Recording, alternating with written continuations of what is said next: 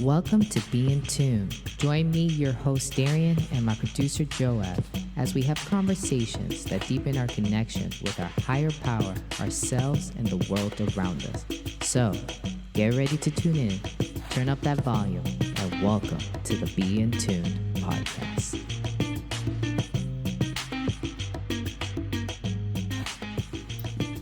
What up, what up, what up? Welcome to another episode of the Be in Tune podcast. I am your host, Darian, and we have my producer here, Joab. Joab. What up, what up, what up? I love when you do that, Joab.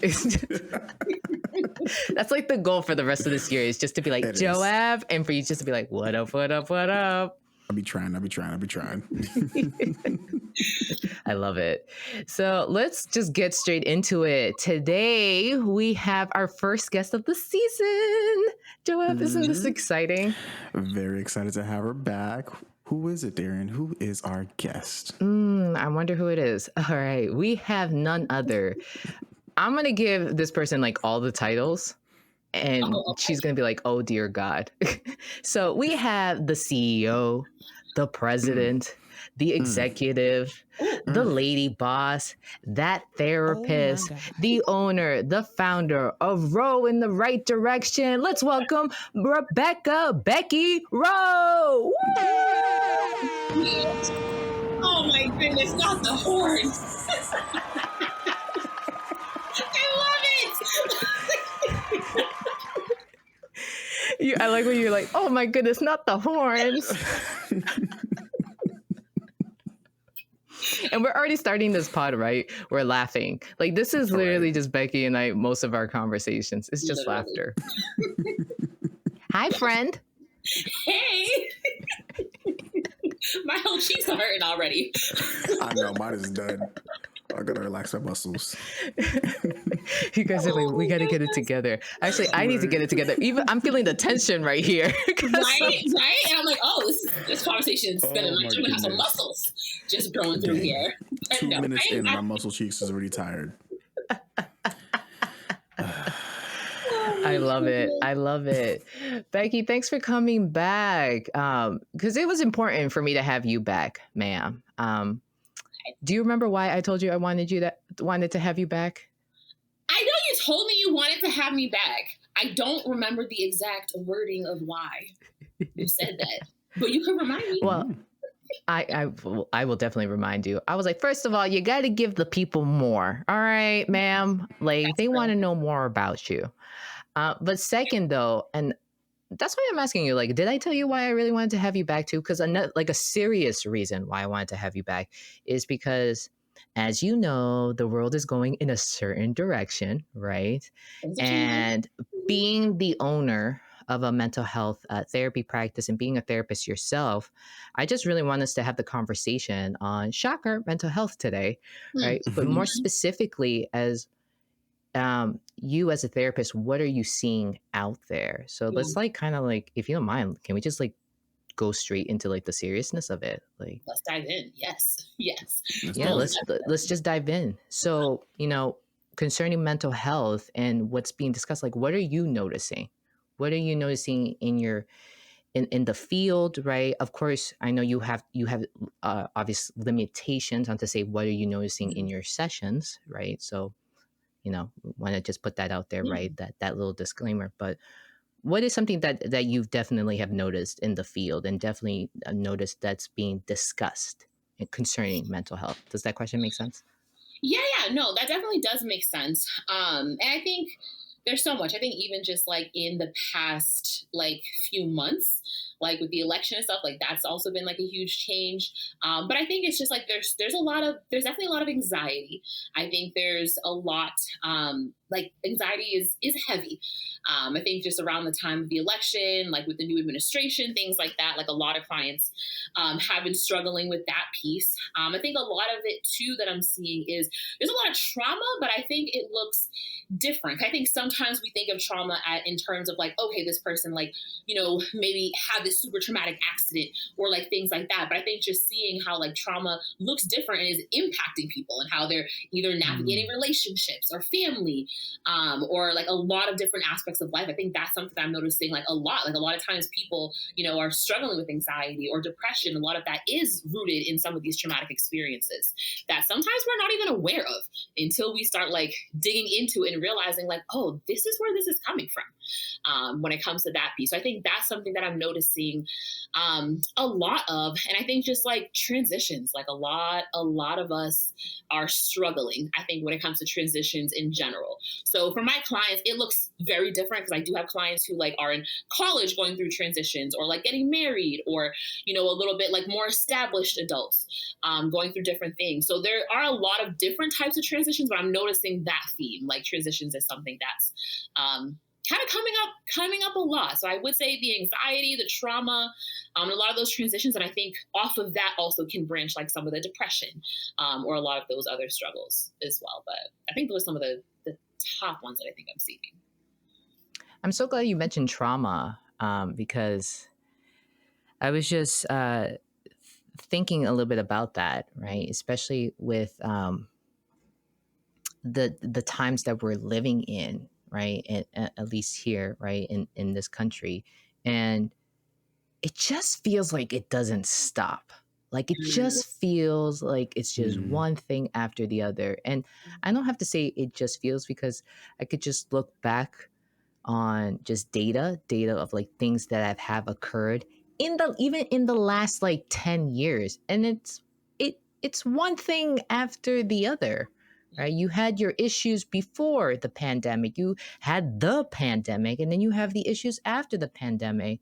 And I'm so happy you mentioned transitions, because one thing I'm noticing is jobs. mm, mhm, I'm just gonna go. I'm gonna go there. There's some people who are telling me that they're having difficulties finding jobs right yes. now, jobs Mhm, in their preferred Mm-hmm. field. When the pandemic was happening, a lot of people were leaving their jobs. A lot of people were making the transitions from the jobs. You had employees practically begging people to come work for them. Right? It depends on which, of course, part of the country you were, which area, or which part of the world, obviously, right? I'm not saying that that was the entire standard for mhm, everyone, but it's just interesting that now I'm like, wow, that immediate post pandemic life has shifted. It has changed. Now I like to say, we're kind of quote unquote back to where we were before. And at the same time, it's another added issue for us mhm, as a society. Another, mhm.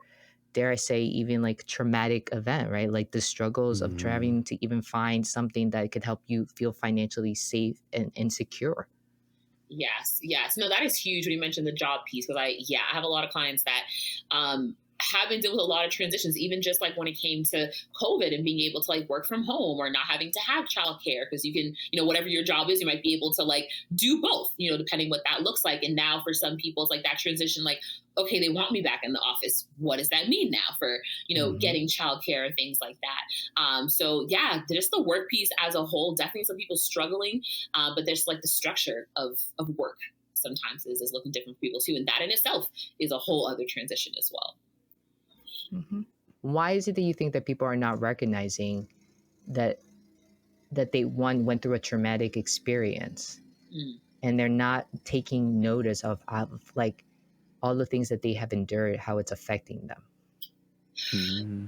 That is a good question. And I think it's just like because sometimes I think again when it comes to mental health, there's always a stigma or like how certain things are viewed. So I think it's too realizing like, okay, maybe like I wasn't directly affected by COVID or something like that. So thinking like, oh, I Hmm. wasn't traumatized by this. Like Hmm. I survived. I was able to do things. I just adjusted a little bit. So I think sometimes it's just like even just that definition of it sometimes. Because even when I have clients in those first few sessions where we're like assessing them and looking at traumatic experiences, a lot of times like certain things are like, I don't know if this counts as trauma, but I think seeing like how has it impacted you, like your functioning, and all of those aspects. And I think that in itself kind of more shows like, oh, this is having or has had, huge negative impact on like just how you're moving through life. So I think that in itself as well, like sometimes we don't realize certain things are traumatic because of how we think it's supposed to look, or how society like says trauma is supposed to be. Because I think a lot of times too, we think of PTSD back in the day, we're thinking more of like soldiers and coming back and some of those, the shell shock and some of those things that they were experiencing. But now just realizing even the aspect of generational trauma. Like there's some things, yes, maybe you weren't directly, exposed to it, but like you've witnessed it, a lot of those things. So I think it's how it's defined. I think that makes it hard a lot of times for us to like own that, validate that, like, yeah, this was traumatic for me. Yeah, absolutely. I'm just so glad that you said that. Yeah. Right. I think I think a lot of people needed to hear that, right? And it's not. First of all, let me just put another disclaimer. I'm not trying to push it onto you. I'm not trying to say, hey, you have trauma, like you should know. No, no, no. Mhm. I just wanted to ask that question specifically about, people who, like you said, are telling you about something, and then you're highlighting that sounds quite traumatic, Yeah. right? And being able to validate that person's experience. Exactly. And I think it also poses the other question of, are we taking stock in how we are just doing and how we are reacting to all of the changes that are happening in the world, all of the Mm. traumatic events that are happening in the world, all of the disasters. I mean, the LA wildfires. Come on, Yes. right? Yeah. Especially if you just lived in the state of California, and you could be like, I was nowhere near there. Hmm. How did it still impact you? I mean, if it did, right? Are you just taking a stock into that, right? So, Absolutely, absolutely no. And I think that's huge because even like as a practice, I was like, this month we need to focus on self care because I think there's just so much happening in the world. And I think mhm. social media is amazing because we can connect with people and be like in tune to what's happening. But then on the other end, it's just like it's a lot of information that's just like coming in all at once. So it's like sometimes we do have to check in on ourselves. And does that mean like we need to unplug sometimes for a little bit to like pour into ourselves and realize like, yeah, I want to be informed of what's happening, but like how is it impacting me? Like, do I have the capacity to take all of this in? And if we can't, it's okay sometimes to unplug because we need to make sure that we're good or we're not going to be able to function and do all the things that we need to do. Yeah. Mm. Before I ask my next question, Joe, because I'm just like, I'm really into this, right? I didn't know if you had a question that you wanted to ask her. I do have a few, but I think I'm gonna wait to see because I think I kind of see where the conversation is kind of gonna go. So I think I'm gonna wait. I'm gonna reserve my questions just for now. Just for now. Okay, I love it. Joab's clairvoyant. I love this. I I love this. cannot. I love this. So my next question that I have for you, because girl, I told you I was like, let's get into this. Yes, let's do it. Let's just have this conversation. This is the most serious we've ever been. And I'm scared of it. I'm like, whoa, like what's going on? The tone just shifted. Like it's like serious or stern. like, why aren't you guys laughing that much? You guys were just giggling like for the last 20 Right. minutes. Literally. The 20 minutes before we started the recording, and it's like all stern. I'm like, whoa. It's true. Joab is out here like trying to check our audios, and Becky and I are like, da, da, da, da, ha, ha, ha, ha, ha. It's like, where'd you go? Guys, I'm testing the audio. I'm testing the video. Oh. Story of our Oh lives. my gosh. I can't. But the question I really want to ask, it just leads to this question, and I wrote it down. So it's like, do you have any concerns in the mental health field and or our therapy being done in the Western culture? So like, given everything that we're talking about, given how you were just saying, I'm noticing transitions, difficulties with transitions. I'm Mhm. noticing that people have experienced a lot of trauma and they're not recognizing it. I said it just seems like it doesn't stop. Like it's just like one thing after the other, right? Are there any concerns now in 2025 that you may have, particularly how therapy is being done? And I say in Western culture, right? Because we Mhm. need to take in consideration, right, that we are in the US here, right? We're in a totally different country. We are in the West. They do things a little bit differently in other parts of the world. Shocker for some people, Mm-hmm. right? So I wanted to ask you that. And then I'm going to ask you another fun little question, but I'm getting too excited. Okay. So, in terms of concerns, yes, absolutely. I think I love the fact that we are able to provide mental health treatment, but it's not perfect. It is not a perfect system at all. I think Yeah. one of the main things is just the accessibility piece, and I think that I think with COVID, that's one helpful thing that happened. I think is being able to do telehealth, because now that helps with the accessibility piece. But I think also when it comes to accessibility, insurance is a barrier where in one way we could see it as Mm. accessible because if you don't have the money up front to be able to pay for therapy, your insurance benefits should be able to. But I have such a love-hate relationship, sometimes more hate Talk about when it it. comes to Talk about it. insurances because it just really impacts people, and it's just like I'm a very empathetic person, so I really feel for people. And a lot of my clients, especially this time of year when insurances are resetting, we have deductibles and all this stuff, and I'm just like, why are we doing this to them? Like, you have these like hefty deductibles, and like a person might not be able to pay that up front before every session. And it's like that is a barrier to care because they realistically can't afford the full fee or things like that when it comes to insurance. So sometimes it's like we have to end up pausing, or we try to figure out if there's a better rate, or payment plans or things like that. But that's not every practice that's able to do that or willing to do that. So that some people just have to go without care. That would be very helpful for them. So I think the insurance piece is a huge one. That is just like in some ways it's helpful, some ways it's a huge barrier when it comes to care. And I think also too, on the other end, when it comes to private pay, and if when it comes to therapists, you can choose what you want to do when it comes to that. But that in some ways can be a barrier too. So it's like on both ends, it's not a perfect system. I think there definitely needs to be work there. And another concern, I'll say, that I have, I think it's just with the whole diagnosing piece. If I could just not have to put a diagnosis on people, I would love that. But unfortunately, I cannot. So I got to do what I got to do. But I think that piece too sometimes can be harmful. I think, but it's just like insurances, they need a code. They need something to say like, okay, yes, this person deserves for us to pay for them to have these services.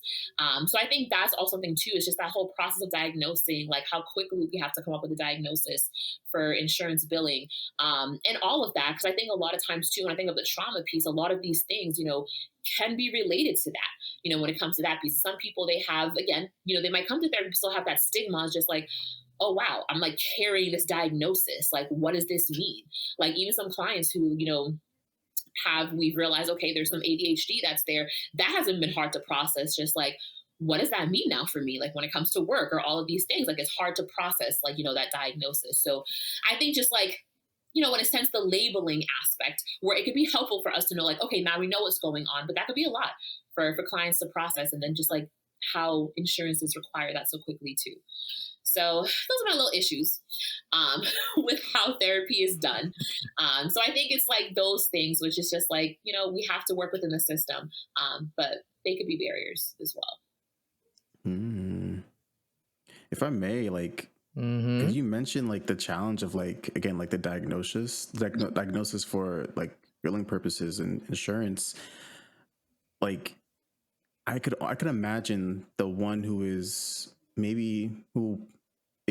or slash was hesitant to even just do therapy in general, Yeah. like how much of a barrier maybe just that diagnosis process or even like thinking about insurance could be to like getting like the help like through mental health services. Yeah. Like is that something that you kind of see like even like with like the first like consultation session, or if it's like a call before, is that something that you see where it's like a concern or like something that kind of like turns them away from even like pursuing like therapy even further? Yeah, no, I definitely can see that sometimes in the first session because some people too, will reach out and they're like, oh, okay, like they want therapy, but they're trying to get more information, but it's like they're knowing their insurance is changing. So it's like they kind of have to pause, but they just want to know, like, oh, do you have spots? Mm, Or things like that. So a lot of times it will happen sometimes before that first session, or someone reaches out and they thought, they can use their insurance, but maybe it's not one that I accept. or I accept, the insurance, but like their specific plan with that insurance is not one that's accepted.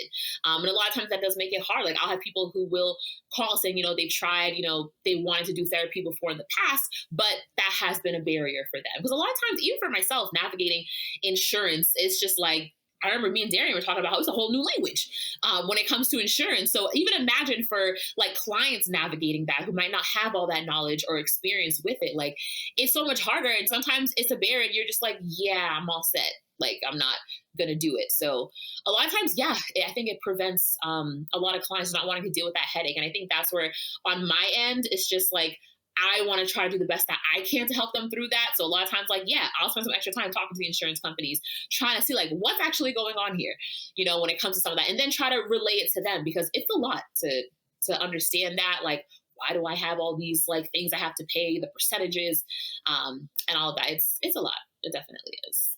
It Yeah. is.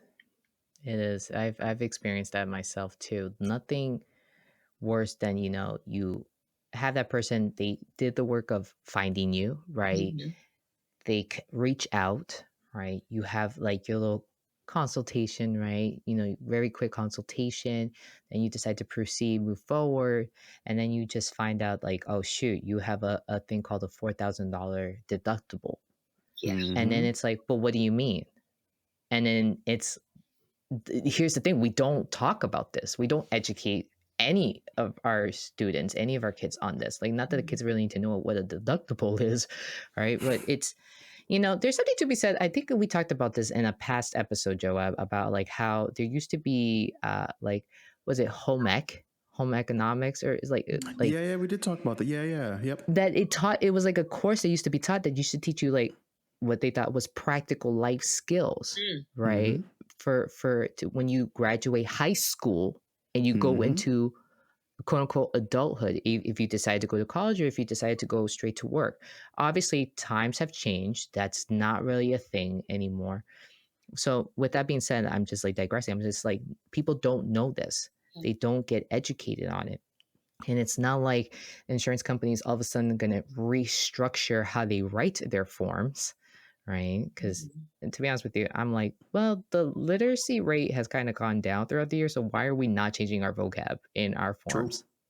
That's my question. But then, Mhm. and then at the same time, I'm like, well, you can't get away with certain things. And that's not what I'm accusing insurance companies of doing. I'm just saying, like, anyone could get away with something if they phrase something in a certain way using certain words Yeah. and targeting a certain group that knows that Mm-hmm. they don't understand. Yeah. Just putting that out there, right? Mhm. It's real. But then nothing worse when you have to break down what a deductible is and then say, and this is how much you would have to pay before your insurance that you already pay a monthly fee, Yeah. like a premium for every month for them to just cover you. And it's a lot, right? It's a lot, and it's heartbreaking Mhm. because you just see Yeah. it in their eyes of just like, well, I Another thing tried. to do. Exactly. Exactly. Yeah. It's a lot. Yeah. Yeah. It is. And it's hard. It is hard. Becky, let's just talk about that for a second. Like being like owning our own business, where you and I are in a field where, first of all, I think people in general expect us to be like the most giving people ever, right? Like, well, you like I've even talked to some people. They're like, well, you should kind of be doing therapy for free. Thank you. That's wonderful. I'm glad you think that. How am I going to get fed to have the energy to continue to get therapy? Just Yeah. so True. it's expected of us to be so generous and giving, right? And then you have other people who are like, you need to raise up your prices because business people, you need to raise up your prices because you out here Mhm. trying to make a business and you're out here trying to establish like a quote unquote legacy for yourself and a successful business. And I don't know about you, Becky, but like that's such a hard balance. Well, Yeah. first, you ignore people, but still for yourself, for your own personal goals, right? For life and Mm-hmm. all that. I would imagine the tug of war that you may endure because I endure in that tug of war, Yeah. like No. daily. Valid. That is completely valid. And I think just like as I mentioned with like January just last month and still dealing with some of these things. Um, until now, it's like it is hard because I think it's also difficult. Like, whether it's a new client or not, but it's a client you see that, like, okay, there's so much work that they've done. You see how helpful it is for them to be in this space. But then also having to realize it's just like, yes, but at the same time, it's just like this is what I do for work. So it's kind of like Yeah. having that balance where it's just like, okay, I can only go so far in terms of trying to make it work. So I think that's where it's just like it's hard to be able to find out where that line is, where it's just like I fully understand the system is messed up. And some of these things are unfortunate and they are a barrier. So it's then saying, okay, do we like maybe decrease sessions for the time being until you're able to meet that, Mm-hmm. deductible? Or are we doing something Mm, like, a sliding scale where like maybe it's a little less, when it comes to that aspect as well. So it is like trying to, on my end too, I think it's also showing myself grace and realizing you're not a horrible person if you can't go any more than that when it comes to that aspect. It's realizing like, yeah, this is how I gotta eat as well. This is, I love what I do. I adore my clients, but at the same time, it's just like this is the business piece too. So I think it's just like having that balance of just like the ethical piece, the business piece, finding somewhere in between there, to meet. And I think for most clients, I have been able to, but it is unfortunate those times where we're not able to because just like whatever their life circumstances are, they just really can't, and that's understandable. I don't want this, which is supposed to be helpful, to be more of a burden for you, moving Ooh, forward. that part. So yeah, mm. it's hard. It definitely is hard. It is. It is. You were starting to you were giving practical steps. Do you mind just giving maybe some practical suggestions for anyone who's listening and they're like, "Listen, I'm running into this issue too, or I'm running into the issue that one, there's not that many providers, right, where I live, or I'm looking for a specific one and such." I'm putting you on the spot there, all right? So I hope you're up for the challenge, right? But what are some I'm here for practical it. I love it. Practical suggestions that you can give to for first of all people that are having a financial blocker, Mhm. right, to go to Mm. therapy, and then a practical steps that they can or suggestions that they could take that to help them find the therapist that they're looking for, even when a lot of therapists. It is February now, and where we live, right, we know that this season, the wait list is just Mhm. Yeah. longer. Really? It is. It is. Yes. Summertime, Wow. I tell people, get yourself on the wait list now because I promise you by the time spring and summer comes, you're going to notice like some vacancies, right? Yes. And that happens. That Mm. tends to be our down season and then it picks right back up. It's just where we Mhm. live, where Becky and I live. That's just how it is. Yeah. Mm. So just if you don't mind, practical suggestions on financial blockers and practical suggestions on I'm trying, but there's no one around. Yes. So though really good things to talk about. So I think when it comes to financial blockers, I think one thing, if you are wanting to find therapy, the first thing, if you figure out first, can you pay privately or are you going to use insurance? And if you are going to use insurance, then the first thing I think that is helpful to do is to contact your insurance because you'll be able to know what your benefits are. Like, am I fully covered Hmm. for behavioral health? Do I have a deductible? How much is that? Because a lot of times, I don't really have that information to give to clients, but if you call your insurance, you'll get that information. Do I have a copay, which oftentimes is way less than deductible, but still something you have to pay out of pocket for each session. So I think that's one thing to be able to see first.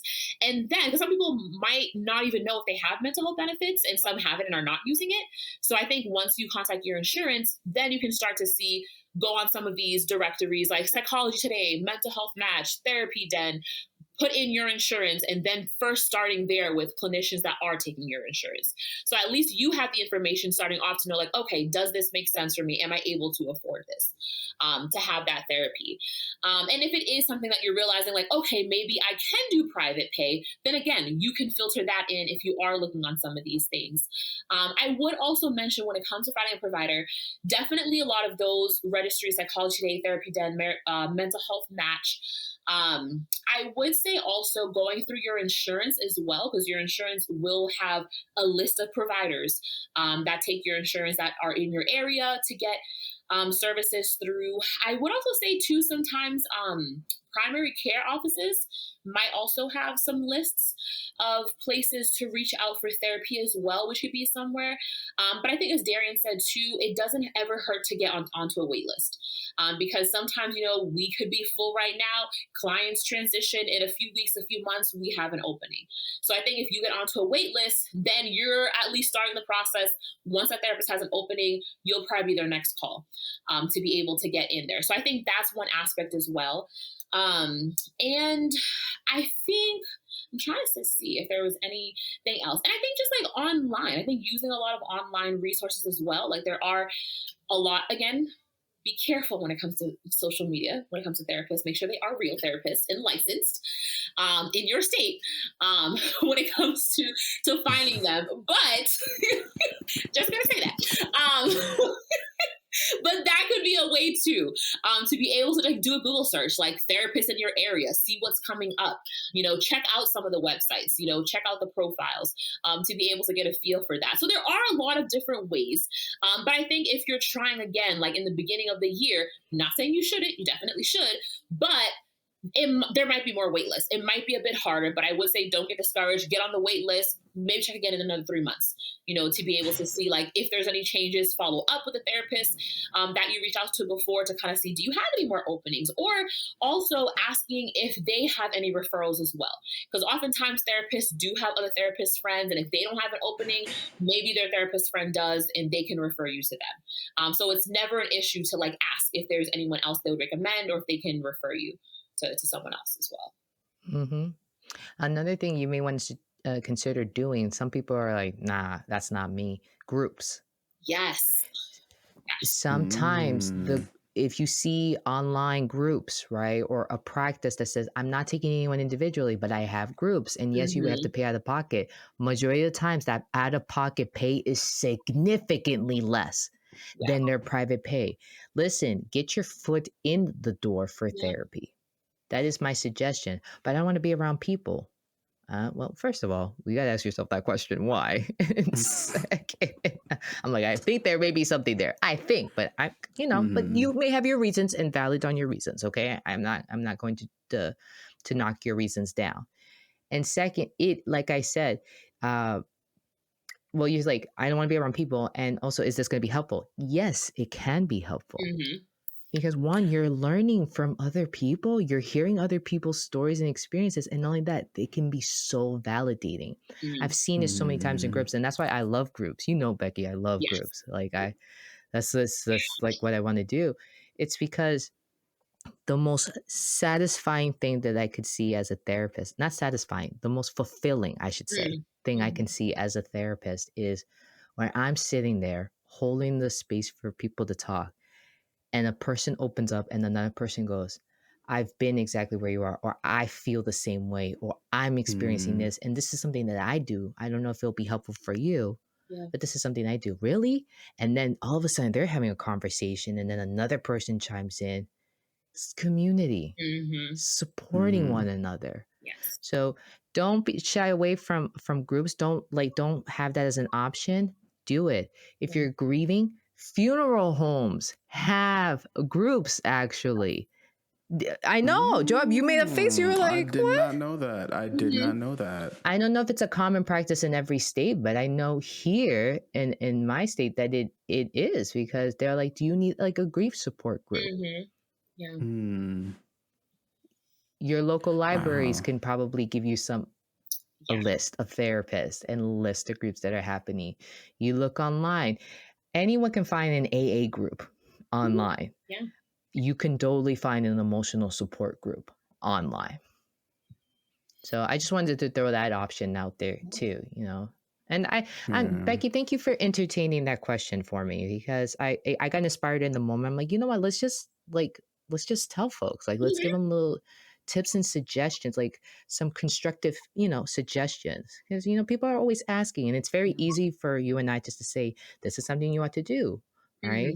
And we don't mean to, but sometimes we don't break down the practical steps, right? So thank you for that.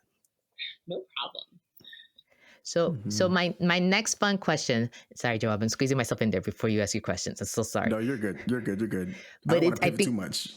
No, but I think it's going to help with your questions because I already know one of your questions.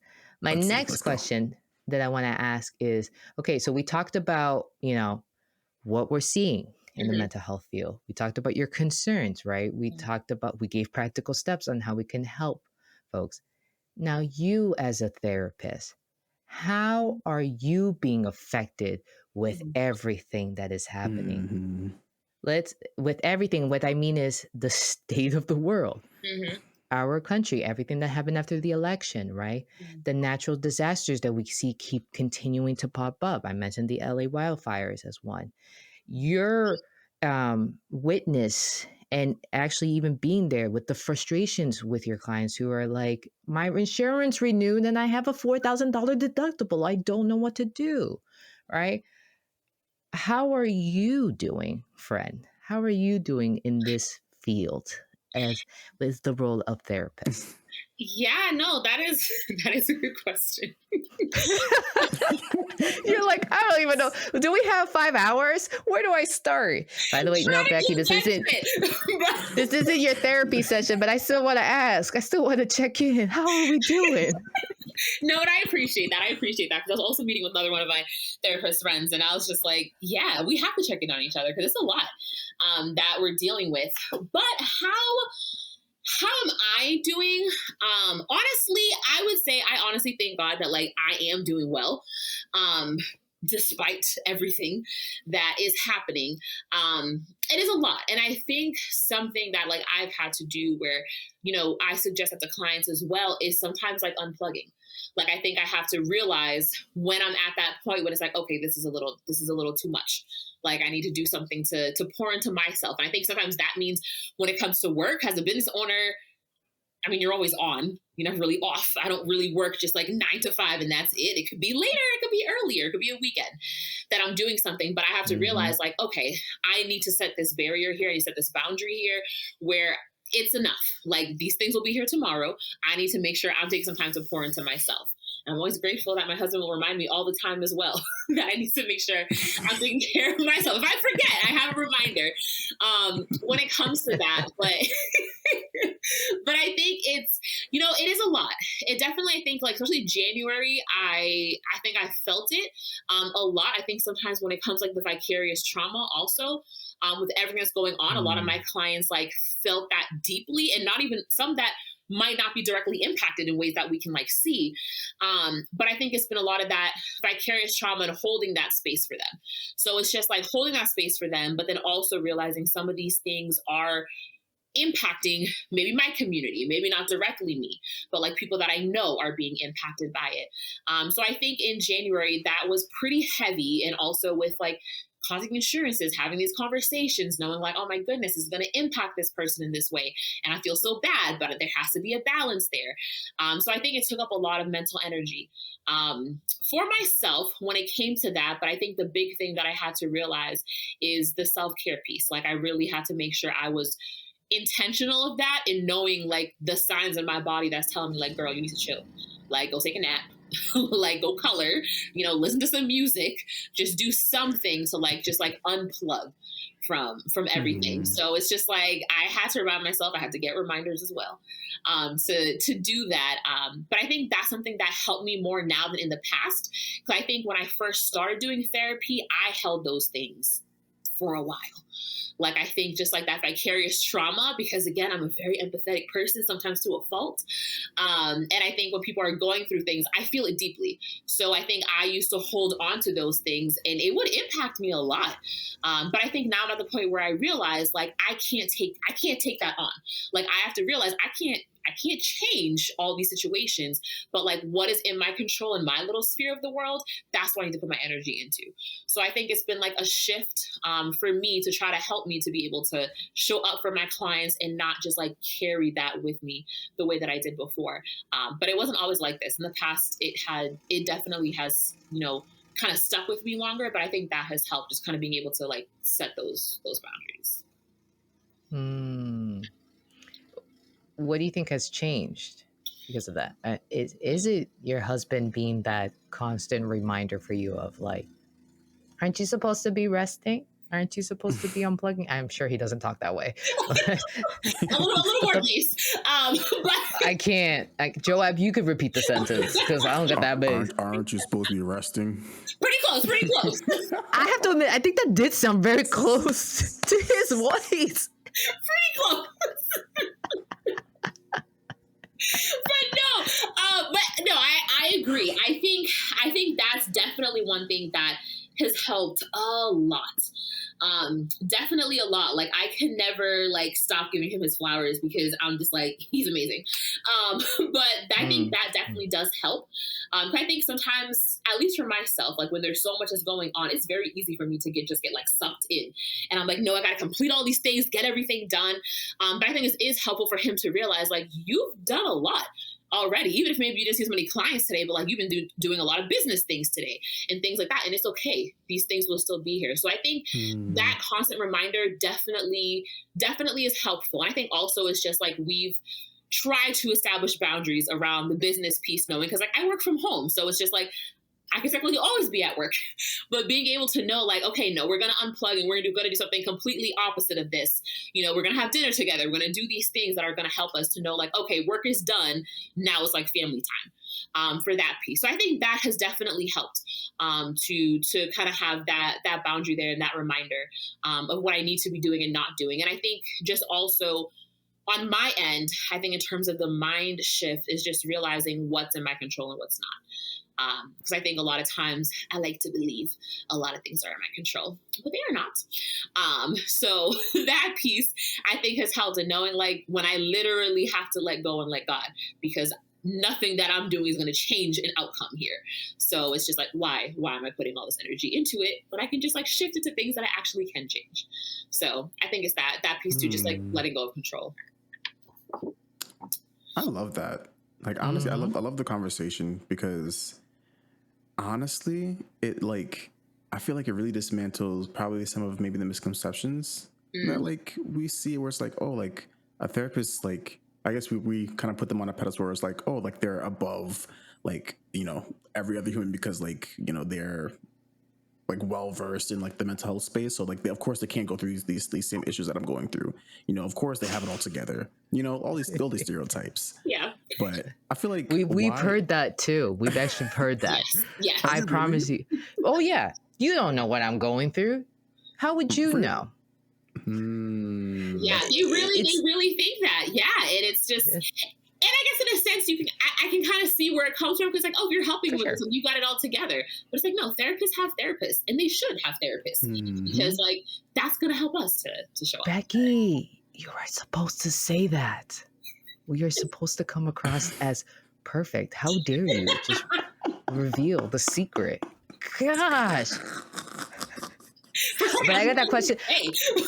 I get that question a lot. And I get that question because, I think that just speaks to how comfortable maybe a person feels with you. Yeah. Because I get that question a lot. And they're like, do you see someone? Like, it's just like, do you have a therapist?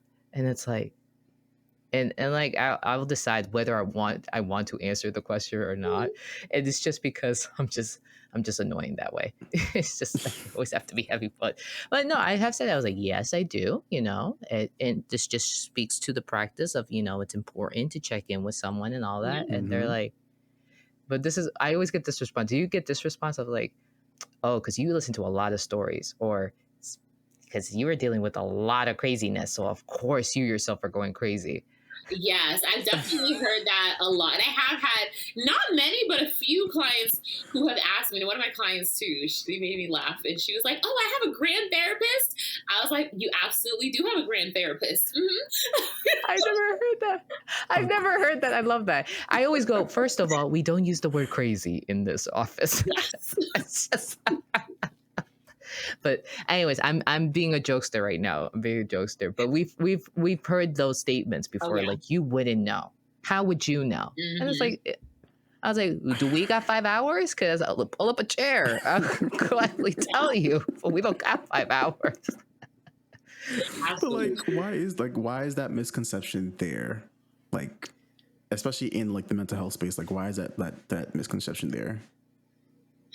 That, and I think I think it all plays into just, I think that stigma, or just like the image piece. It's just like, oh, well, you seem like you have it all together, so, you're fine. Or like, how would you help me if you didn't have it all together? But I think realizing it's just like, we all got stuff. Like, we are all going through things. We are all struggling with things. We all need assistance sometimes. And I think that's where it's like, we have to be Yeah. mindful of like our use of self in sessions. But sometimes I will share with clients, just the fact that, like, yeah, I do have ADHD. Like, my thoughts, they be everywhere sometimes. So like, I will share that with them sometimes. Because sometimes they're just like struggling here, like, like they're going through it on their own, or like having this diagnosis in adulthood, and just like the grief aspect of like what it meant going, not knowing this is what was happening when they were growing up and struggling so hard with it. So I think sometimes that also helps them to like humanize us and like realize like, oh, like there's things that you go through as well, but like you're able to still show up. You're able to still do these things. So I think that is a helpful aspect too, that helps them to realize like, I don't have it all together. Like, I'm trying the same way you're trying. These are some things that can be helpful to be able to do that. But I think it's just like there's still a lot of stigma, I think, in our people. I think that's kind of the root of a lot of it too. Stigma, yes, for sure. The stigma comes from like how I would say like the beginning of therapy, how therapists presented themselves Mm-hmm. back in the day, like people had the stereotype of, oh, I'm walking into a room where there's a couch, so there's the one chair, the couch, you're gonna lie down. Yeah. I have to lie down, I'm gonna tell my story while you're just writing in the notepad. And I mean, maybe that was just how it was back then. That's how it was a presentation. We do talk about too, we all have to take an ethics class, right? Mm-hmm. And we talk about how self-disclosure, right? Mm-hmm. Yeah. Should you self-disclose? Is this a thing you can self-disclose? Is it appropriate?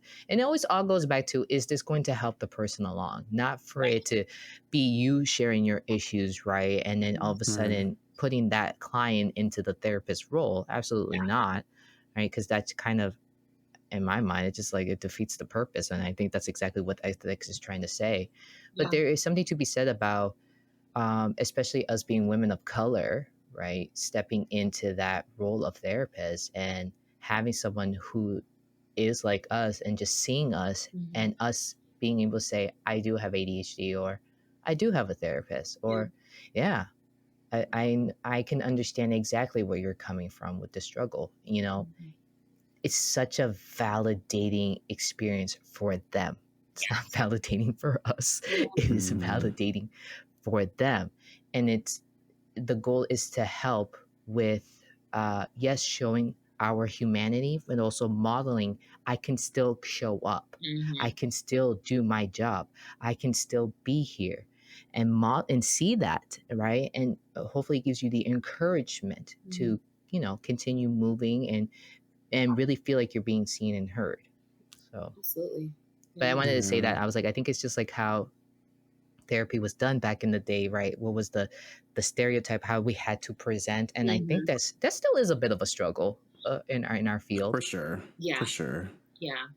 Yeah. Most definitely. Even when you say like how we have to show up, I think sometimes even just in physical appearance, like I think sometimes like we're just like, okay, you have to be like business casual, or things like that. And I think that's something in the beginning that I was just like, oh, I can't wear this as a therapist.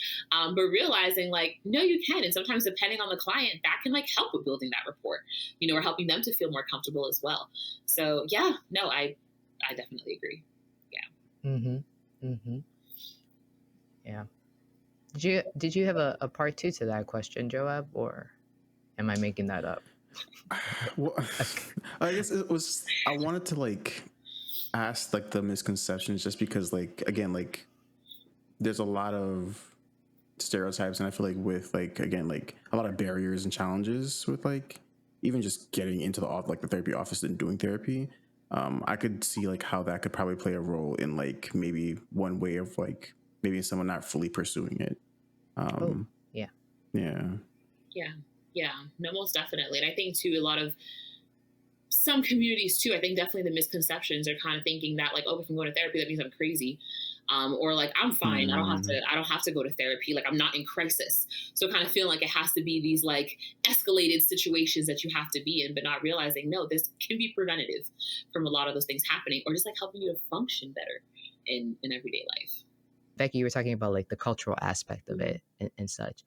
I was just wanted to touch on, and we should continue talking about that, the cultural piece.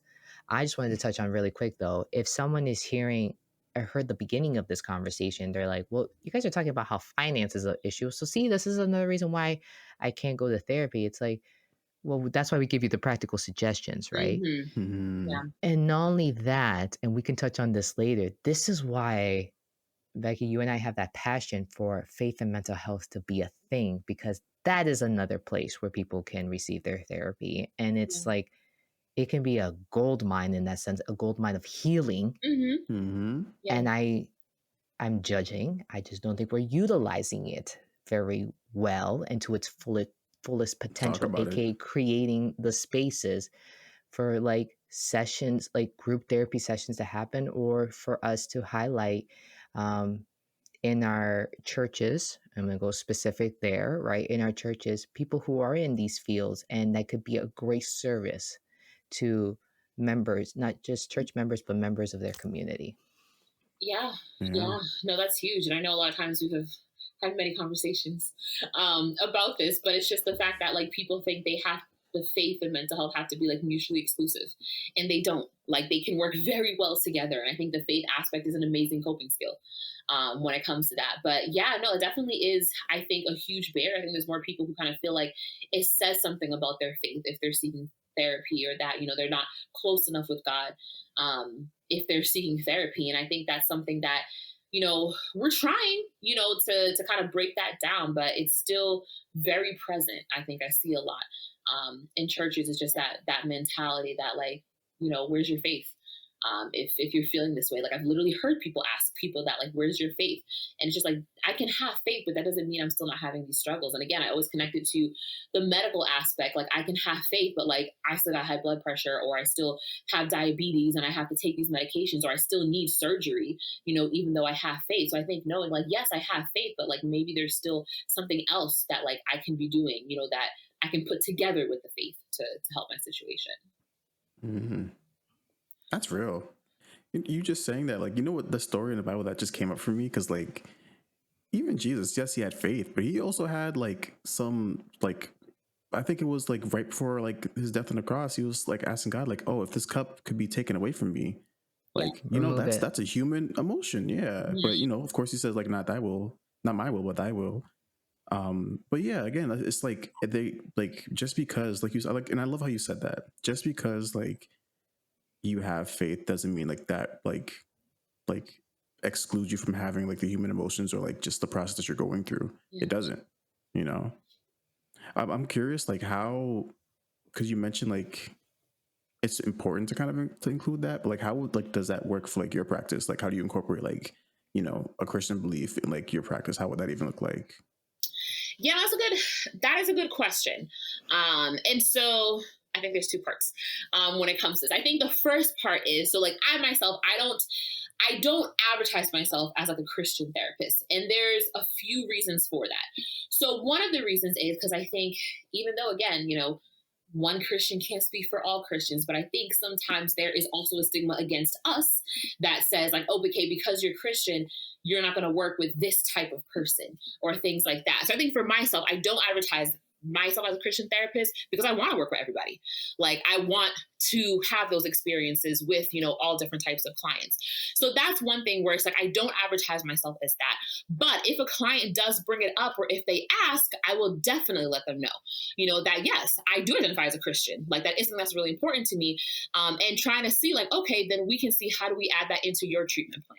Like, what does that look like? And for some clients I had mentioned, like they really want to work on their spiritual life, or they want to work on their relationship with God, then we're setting a lot of goals around like, okay, what does it look like to have a routine around prayer, to make sure like you're reading your Bible, or just having like a sense of community, like what are like finding a church maybe. So those are things that we will like add into the treatment plan, set some goals around like what that looks like to improve their spiritual life. So definitely I think it's like two parts in terms of like, it's not outward in that way, but clients that do mention that, because when it comes to the assessment, I always ask them if they have any religious affiliation or things like that. And if they do, I ask, do you want to incorporate that in your treatment? So then that's definitely a way Mm-hmm. that we can do that. But I do have clients, I think, from so many different belief systems and backgrounds and things like that. And I do have some clients who have a lot of religious trauma as well. So I Mm-hmm. think it's just like, Mm-hmm. in that aspect, I Mm-hmm. do want to be able to still work with those clients, because that religious trauma is still very real. You know, those things that you experience, even though, like, yes, my beliefs might be different, but that doesn't stop me from like understanding that some of those things were pretty hard and difficult and impacting just how you view faith and spirituality. Yeah. Yeah. Mm-hmm. Yeah, like you Mm-hmm. said, that religious trauma, I could only imagine, or rather imagine, like not even having that space to even bring that up. You would feel trapped. You would Yeah. absolutely feel trapped. Like, Yeah. where would you even talk about that? Mm-hmm. Exactly. Exactly. I think that's where it's just like, again, that self disclosure piece where it's like, if they ask, absolutely, I'm never going to be ashamed to say that I'm a Christian or to put that out there. But also, I can see how that could be a barrier. Like, they might not think they can talk about this, you know, because I believe a certain type of way, when it's just like, again, these sessions are about you, have nothing to do with me, when it comes to that piece. So I think that's why it's just like, for me, kind of two parts when it comes to that. Hey, so yes, the episode just ended. We decided to do something different this season. So you just heard part one. I know we're doing part ones and part twos. And aren't you already enjoying the conversation? Join us for part two, and we will continue this amazing conversation with the amazing Beckey Rowe. So take care of yourselves, be in tune. Peace.